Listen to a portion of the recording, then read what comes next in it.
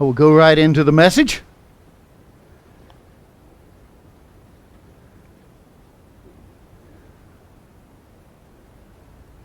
You're going to need a bigger boat. Part 2. This morning, if you happen to listen or watch our webcast from Fort Lauderdale, Jeff Newell was down there working things out. You heard about you're going to need a bigger boat. Well, not only because you're north of Fort Lauderdale and you're a little bit above sea level here, where we're right at sea level, has no difference. You're going to need a bigger boat. Probably. Maybe. But maybe not. The title came from what movie? Jaws. Somebody remember Jaws? It's the movie that made us all look really good before we went into the water, the ocean, way back when Steven Spielberg first made that movie. Well, this morning I went through the story from Matthew, the story of disciples wanting a bigger boat. But if you know the story, hint, hint, they didn't get one. Noah didn't need a bigger boat, did he? Because God designed the boat. He knew exactly what Noah was going to need on that floating zoo. He even gave him the size, the dimensions. I'm sure he even instructed him to build it. A massive building project like that. But here's the thing. In the story of Matthew, as they were on that boat crossing the Sea of Galilee, storm came up. The disciples needed a bigger boat, but Jesus didn't. He didn't need one. And neither do we. Well, maybe some of us do. That's the purpose of this sermon. Maybe some of us do need a bigger boat. I'd like to go through 2 stories today of this same tale. I went over through Matthew this morning. I'd like to go through the book of Luke really quickly. Luke's story had to be 30, 40 years after the event where this took place. Luke was writing it down what other people, he was a historian, that God said, get out there and find out so you can write it all down in Greek. And he did. And so I'd like to look at that, his short story of this. If you will go with me to the book of Luke, chapter 8. Luke chapter 8. If you would, I'd like you to go with me to Luke 8 and verse 22. It says, now it happened on a certain day. What day? Sabbath day. If you don't believe that, go back to the book of Matthew and check it out. That's the day of the Sermon on the Mount. The greatest sermons ever given. So at the end of the day, a certain day, he got into a boat with his disciples and he said to them, let us go over to the other side of the lake. And they, as this says, launched out. They launched out. Verse 23. And as they sailed, he fell asleep. Who did? Jesus. And a windstorm came down on the lake, and they were filled with water, and they were in jeopardy. Not Alex Trebek's jeopardy, but they were in jeopardy. But was Christ in jeopardy? No. No. There was no jeopardy for him. That's why he's snoring away. Of course, he had to do all the work that day, giving the sermon and also healing the leper and the centurion and the servant and Peter's mother-in-law. And so casting out other demons. He had this big project. And he was tired. So he headed across. Sea of Galilee. And then verse 24. And they came to him, that means the disciples, and awoke him saying, Master, Master, we are perishing. We're going to die. And you're over here catching some Z's. Don't understand it. Then it says, what?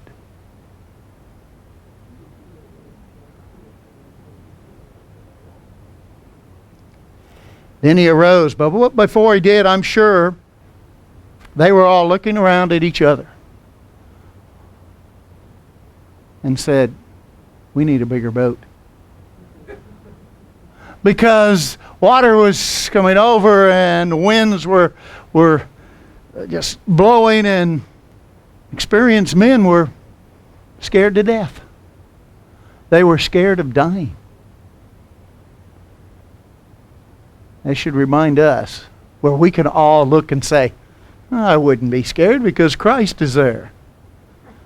He's with us today, but how many of us face different problems and tests and trials and say, where are you?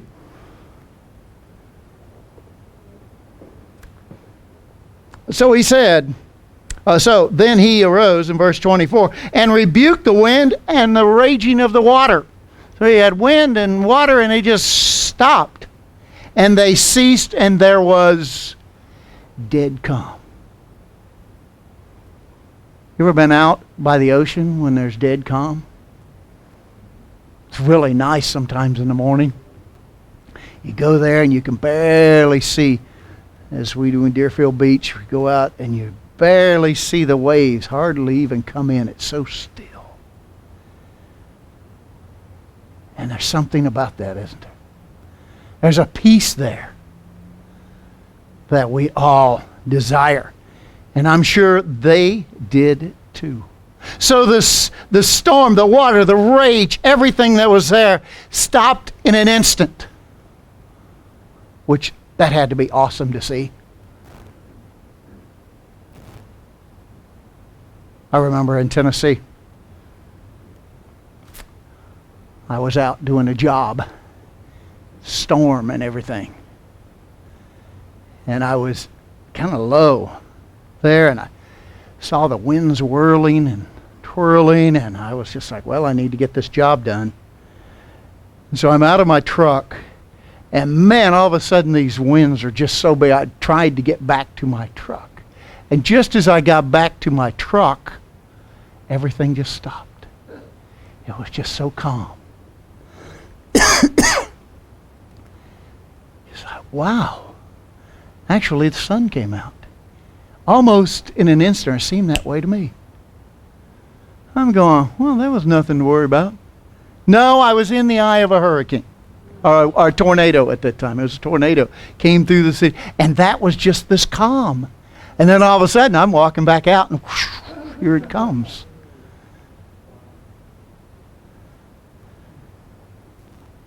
So there is a beauty about calm. But you see, with Christ, the disciples no longer needed a bigger boat.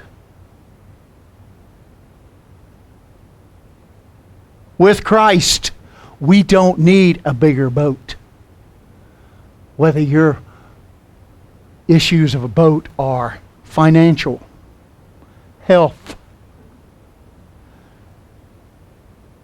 problems with other people, problems with the government.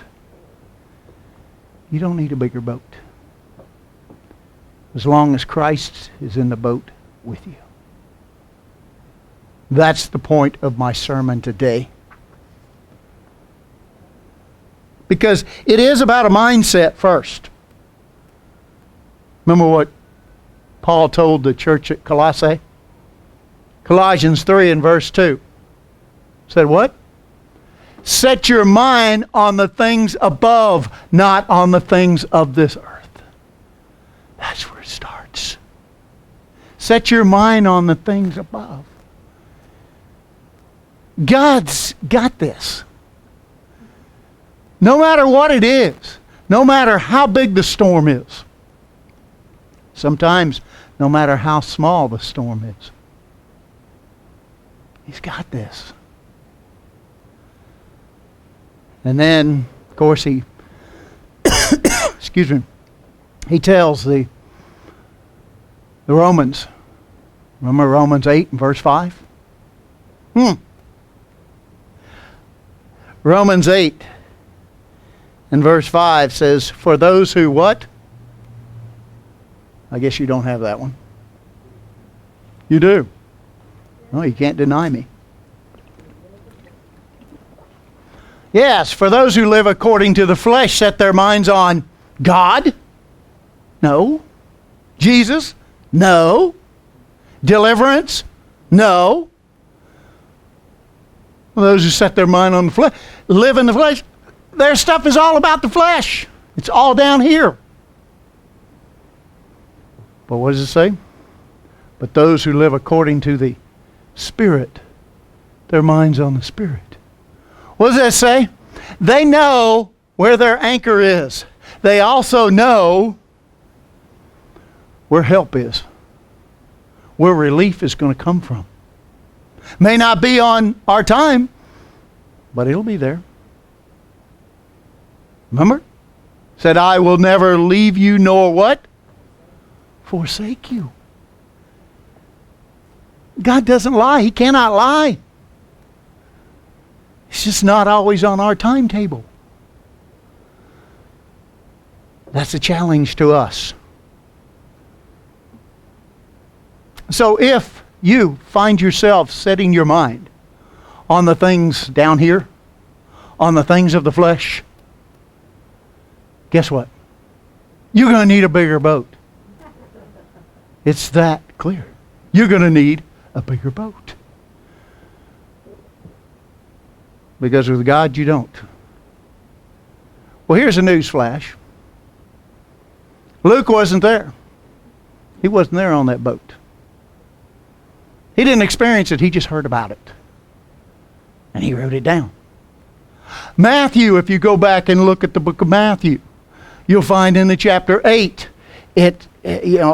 Matthew 5, 6, 7 is the Sermon on the Mount. And then chapter 8, it tells when he comes down off of the mound or the little mountain, hills as we call them in Tennessee.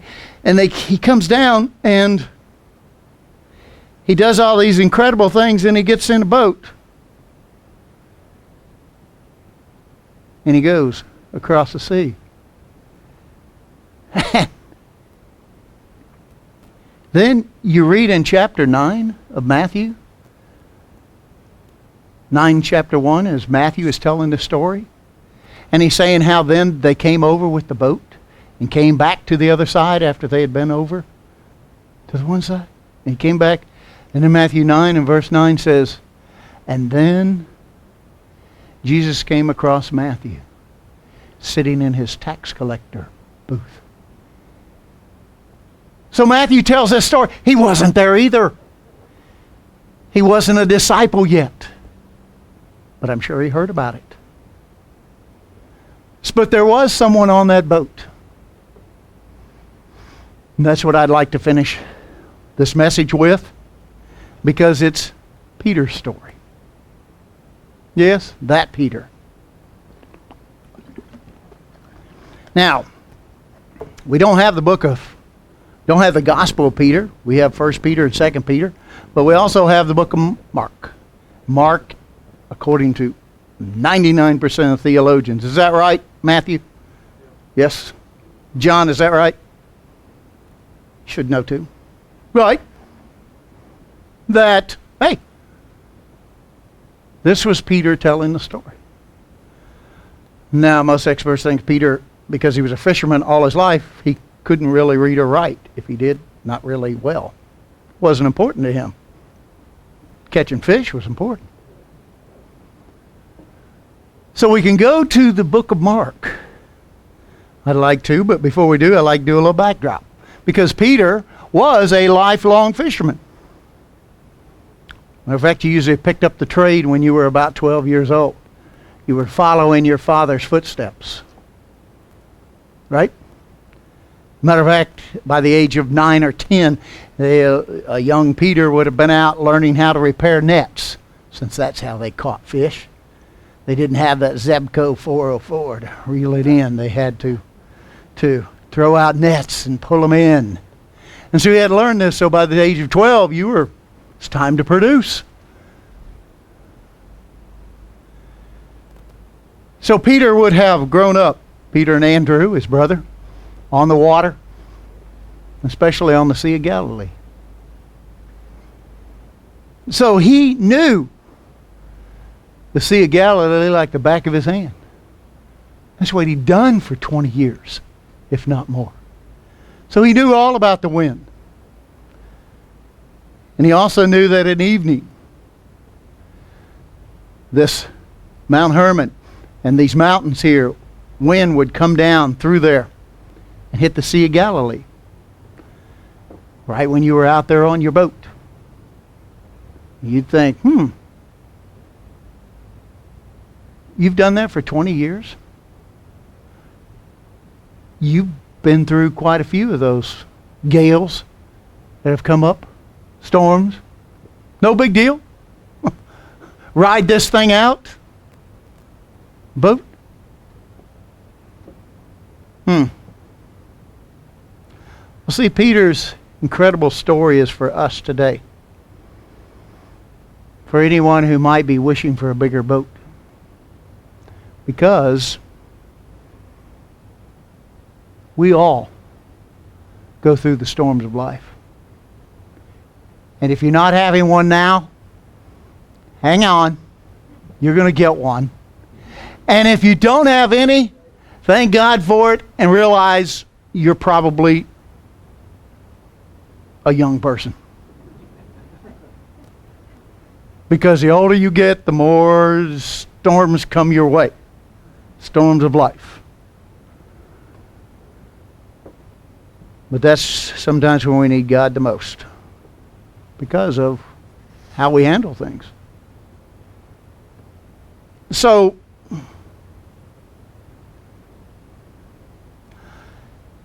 here they are on this side here, Capernaum.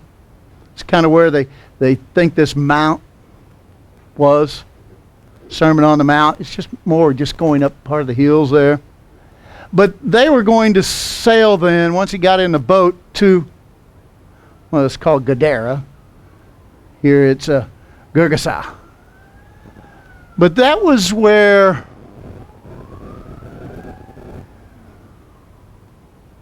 that ambulance is not for any of us, I hope.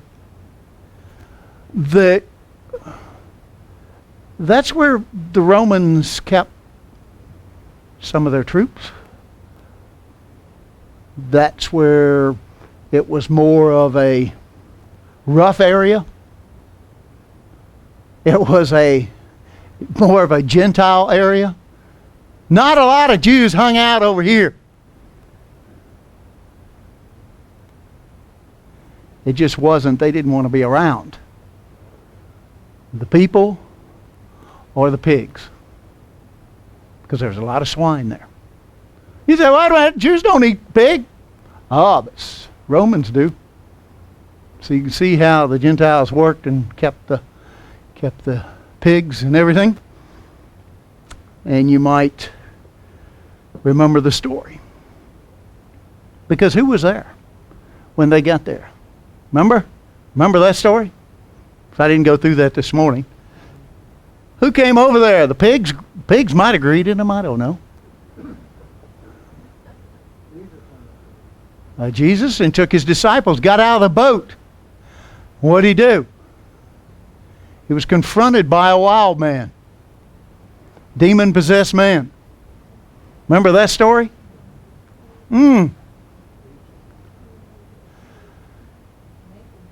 Naked man. And they had even tried to chain this dude up. And he broke the chains. And everybody knew him, and he hung out at the tombs. Hung out at the cemetery.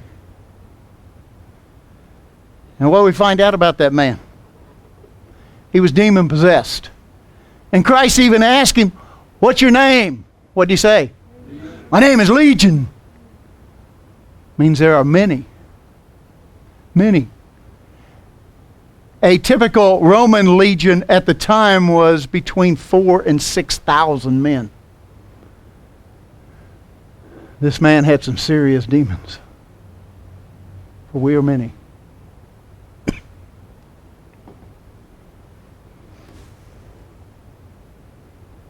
It was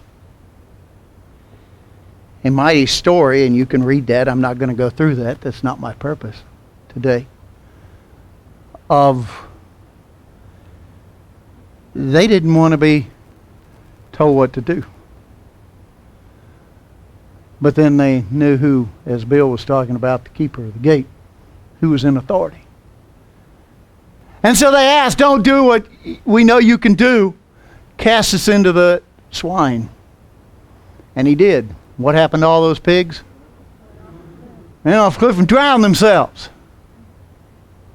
I always found it interesting. They didn't ask to go into lambs or goats, did they? Pigs.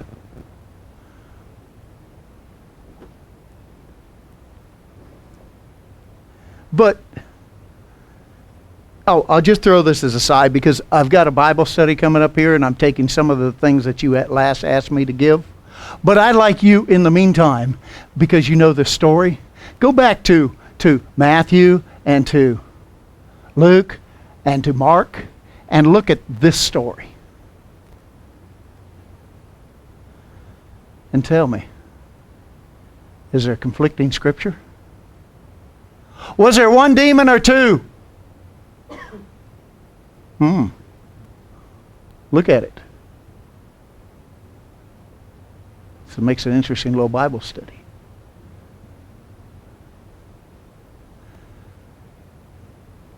But let's look at the reason for this boat trip, this wild ride that they took across the water, this tempest that came, this storm that came. Why do you think it happened? What was the cause of it? Nature? Could it have been Satan? Could it have been? Can he control some of the weather?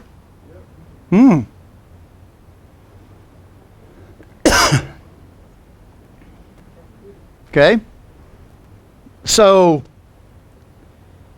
do you think he really wanted Christ to go over and cast out all those demons? They had a home. They had their own territory, didn't they?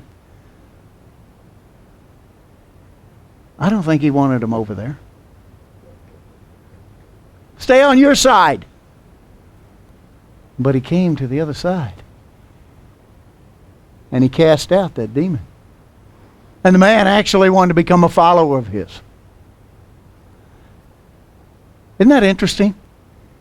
That when he said he wanted to get in the boat after he was sane mind, he wanted to get in the boat and go back with Christ, and Christ said no. Isn't that interesting? Where he had just said earlier that day, "You want to follow me? Oh no, I have to bury my father. I have to look after the He told this man, don't want you to follow me. Go into the city. Go into the city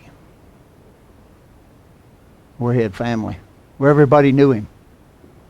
And that miracle would have stood out like no tomorrow, where everybody knew him. Plus, they'd have run out of food. They didn't have any pigs to eat.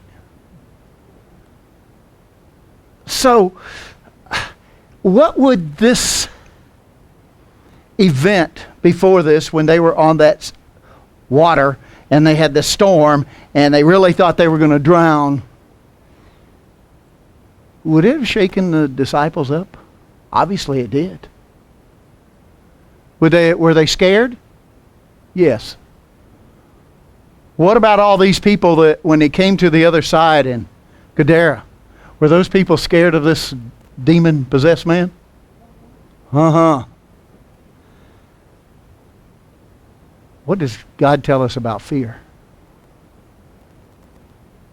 Stop it! Don't do it. Don't have fear, because He's with us. It is.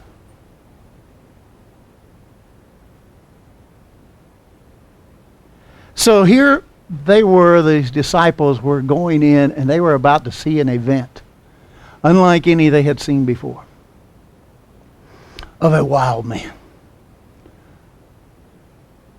Things taking place of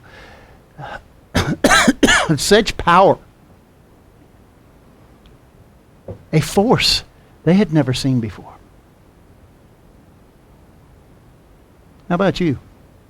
Are you ready to see a force you've never seen before? Are you ready to confront a problem you've never seen before? Are you ready to have things come into your life that you're afraid you can't stand?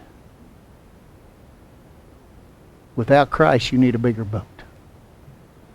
But if you've got Him, you're big enough to stand against a legion of devils, of demons. You're ready to stand against the problems that will confront you because, what did He say? Those with us are more than those are with them. This is what God has. See, God doesn't have angels at our beck and call of legions, but by millions and millions.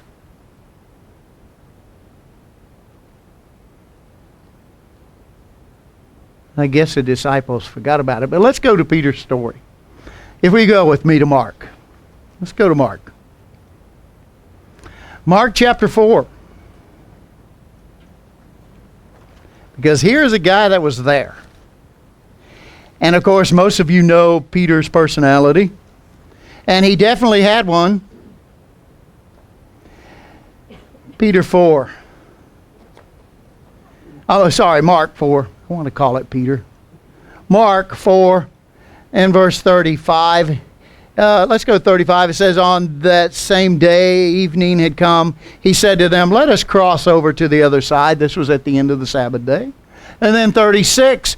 Now, when they had left the multitude, and you'll find it interesting if you look at Matthew's account, Luke's account, and then you read Mark's account. Mark's account is more detailed and longer.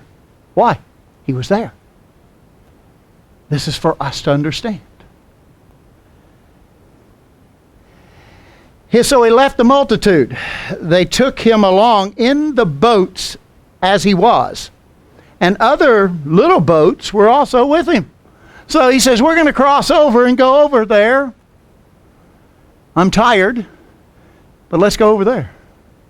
And so here, he's a celebrity. Okay? He was their version of an internet phenomenon. Because people came from all over. They had just seen him heal hundreds of people, saw him casting out demons, saw all this stuff coming from this one individual.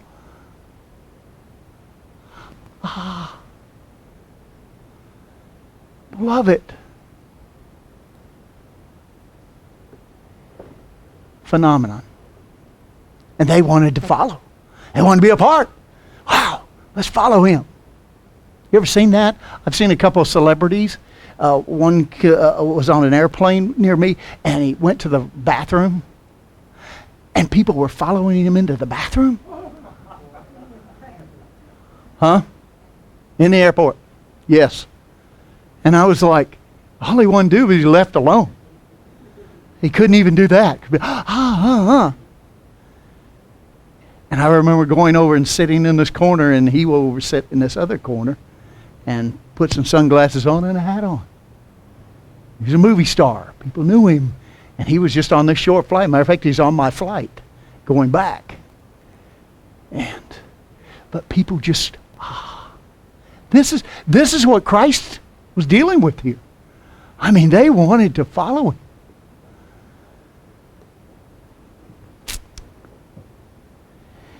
Let's finish 36. Now 37. And a great windstorm arose, and waves beat into the boat, so that it was already filling. So Peter was in it. Guess what? The waves weren't just like, oh yeah, here, good picture. It's coming into the boat. They thought they were going to drown. Because there's one thing about it, when you get enough water in the boat, you can't keep it afloat. It's going down. That's what they thought. They didn't know, what in the world are we going to do? And then they said, verse 38, but he was in the stern, which is the back, right, Jeff? The aft of the boat. Different, opposite of the bow. Okay, so he was in the back of the boat. Well, you didn't have a picture of the boat. That wasn't him. Christ was in the back sleeping. And I'm sure they were all at the front. Yes, here. Of course, that's a rowboat. They don't have the sail. But yeah, they're like, what are we going to do? And I love how they put that then, because it said he was in the stern asleep on a pillow. I don't know, is one of those My Pillow things or whatever it's supposed to make you. Feather, a goose down. You ever had one of those? Goose? Used to have one when I was a kid. Someone had one. You just sleep like a baby. Well, Christ, he wasn't worried. He was sleeping. And this is what they had to say. Teacher, do you not care that we are perishing? Do you not care that we are perishing? That's about as blasphemous of words as we can ever say to God. Think about that. And how many times we may not have said it, but we thought it. Is he just going to let me do this? Is he just going to laugh? Is he going to let me have to go through this? Where are you? He doesn't want anyone perishing. Do you not care that we are perishing? Hey, it also tells us this story about the boat. Okay? When we're on our boat and we think we need a bigger boat, God's in the boat. You don't have to worry about that. He said he'd be with us. He'd never leave us nor forsake us. But they learned something real quick here. Because he was on one end of the boat and they were on the other. What's the story we learned? When we start having rough seas, get to where Christ is at. Get closer to Christ, not farther away. We must get closer to Christ. Closer to God. He's going to rescue us. Nothing else is. He's going to save us. No one else is.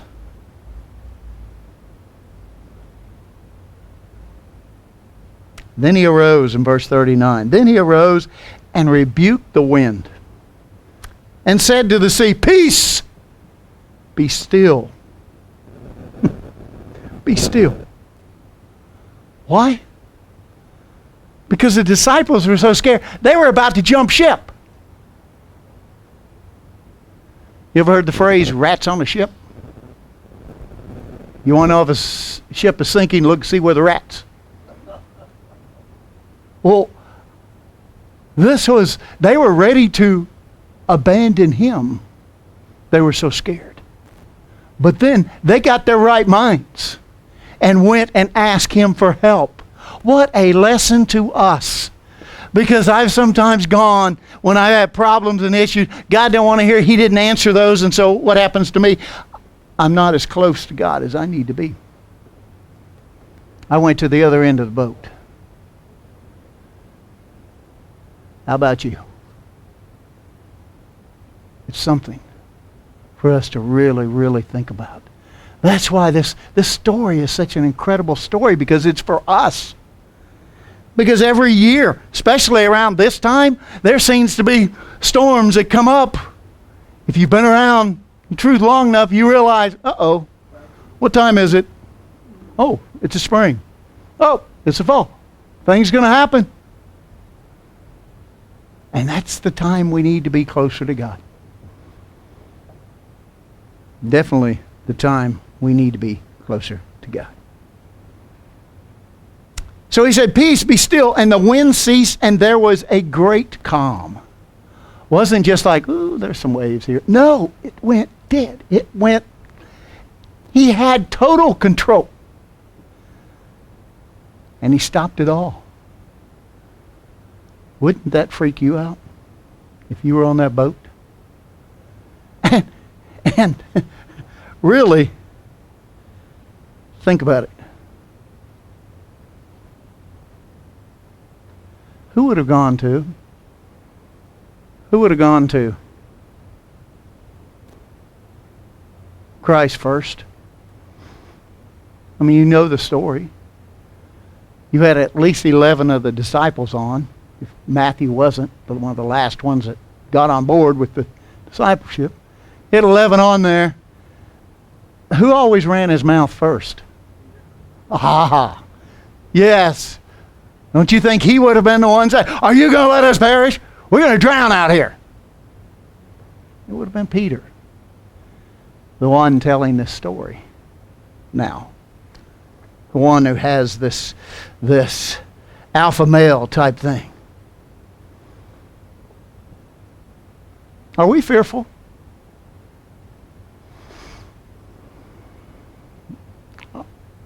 Are we fearful in tests and trials? Is that something that comes up?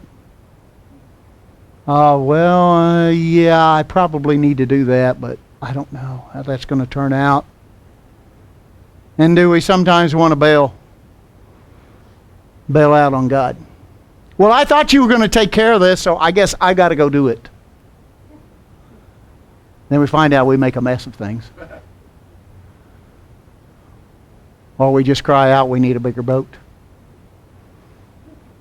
Because we're looking at the physical. So do you look to physical solutions when you need to be looking for spiritual ones? See, because God controls both the physical and the spiritual. It's nothing for him. That's like we heard in that song. Like, he can move mountains. He says we could move mountains, but we lack what? Faith to do it.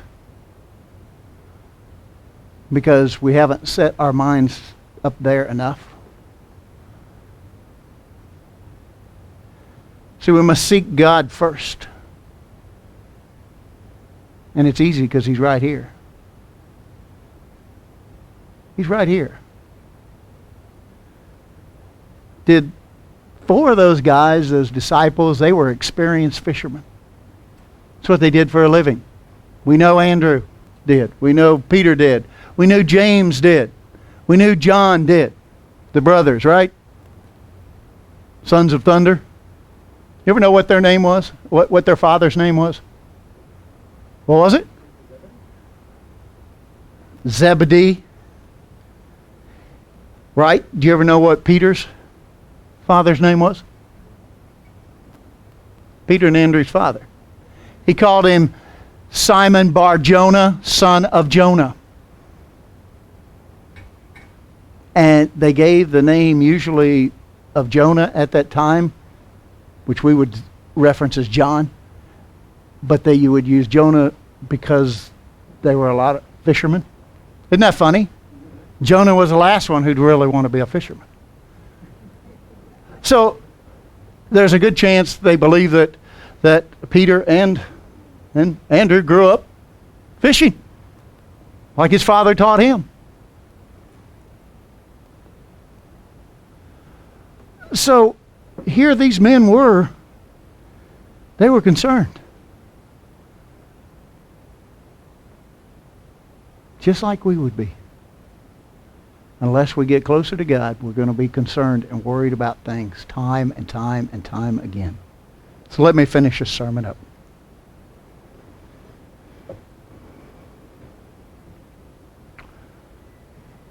Verse 40. He said to them, "Why are you so fearful?" How many times has he asked you that by the Spirit? How many times is he going to ask you in the future? Why are you so fearful? You've got all these angels and you've got me.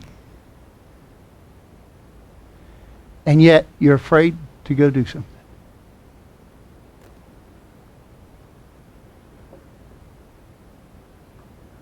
Verse 40. So he said to them, "Why are you so fearful? How is it that you have no faith?" So brethren, that's something that we can work on. You want to have less fear? Have more faith. You want to have more fear? Have less faith. It's that simple. We either believe in God, believe what He says, and believe He can do what He says He'll do, or what? Or say no. No. No, I don't believe you. I'll just worry about this myself. And we do. And we do worry about it. Verse 41. And it said, then the disciples feared exceedingly and said to one another, who can this be? Wait a minute. Who can this be? That even the wind and the sea obey Him? They feared the right thing. They were in awe of the right thing now. Is the power of God. They learned, hopefully, to get rid of the fear, not being with God, and be in awe, in reverence of the power that was with them and the power that's with Jesus Christ. That is our great lesson. The spring holy days will suddenly be here. With them come tests and trials. Forces that test our faith. They will come. If you don't have them now, you will have them. Okay? You can either fear those, or you can have the faith to see them through. God leaves it entirely up to you. He desires us to be faithful. Because you see, opportunities to show our faith is what it's all about. And as I said this morning, faith that's not tested is not really faith. You don't know what you can accomplish till you try to accomplish it. You don't know that you'll fail until you fail. You don't know that you'll succeed until you succeed. God wants to see, and He looks at those opportunities for us. And He wants to see, do we have the faith? God doesn't have to put us on a boat. He can see right now. He can see on this land. Maybe it's a financial issue. You going to trust Him? Maybe it's a health issue. We've had some people here, this congregation, with health problems. Had to put their faith in God. I had my own. That I had to put my faith in God. Had a good nurse sitting over there who helped me through it. But when a doctor tells you got 12 to 16 months to live, after you had the cancer removed and that's all you're going to live, okay, you have to make a decision. I had to. And that's almost 4 years ago now. It's up there. It didn't come from me. You can see I don't keep myself in that good a shape. And everybody knows if you see me eat, I'm not eating your greens like you guys do. I think she could eat. I think you could eat greens every day. In my own mind, that there's something sick about that. But I'm not going to go into that because it works for you and you're in great shape. But these are the things I want to bring out because why? We have to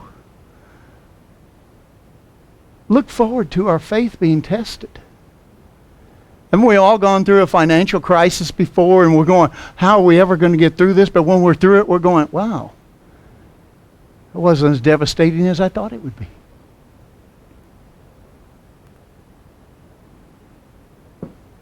We have a chance to prove we don't need a bigger boat. Will you prove that? Will you prove that to God? Because that's what He'd like to see. Because we have God to care for us, no matter what size your boat. He can fit in it. He can be right there with you. The disciples found this out 1990-something years ago. When will we? When will we become so faithful, so fearless, that our life and how we look at life totally changes? Let's let God calm our seas of life and enjoy, brethren, the tranquility that is only and can only be in Christ. Let that describe our life. Let that describe what we are like inside and outside. Because if you have this, you're never, ever going to need a bigger boat.